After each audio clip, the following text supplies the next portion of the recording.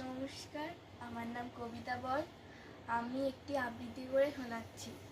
কবি শ্যামাপ্রসাদ কর্মকারের লেখা কবিতা 15ই আগস্ট। যেই 15ই আগস্ট আসে, নেই মুক্তির শ্বাস, ভারতবাসীর মুখে হাসি, বুকেতে উচ্ছ্বাস। এই দিনে পাই স্বাধীনতা, দাসত্ব হয় দূর, স্বাধীন হলো ভারতবর্ষ, আকাশ বাতাস পুর।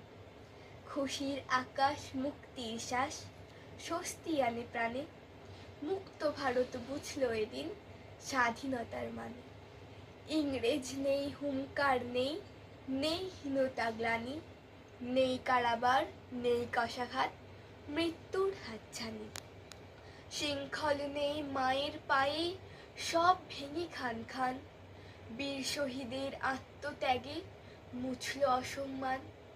দেশমাতা কি ভুলতে পারে বীর শহীদের কথা? চোখে ভাসে বিনয় বাদল, দীনেশ প্রীতিলতা। গান্ধী, সুভাষ, বীর ক্ষুদিরাম, জটিল মাতঙ্গিনী, স্বাধীনতার স্বাদ দিয়েছে তাদের কাছে ঋণী। দিনটা এলেই বুকে বাজে স্বাধীনতার সুর, কুচকা আওয়াজ, প্রভাত ফেরি, খুশির সমুদ্র। নমস্কার।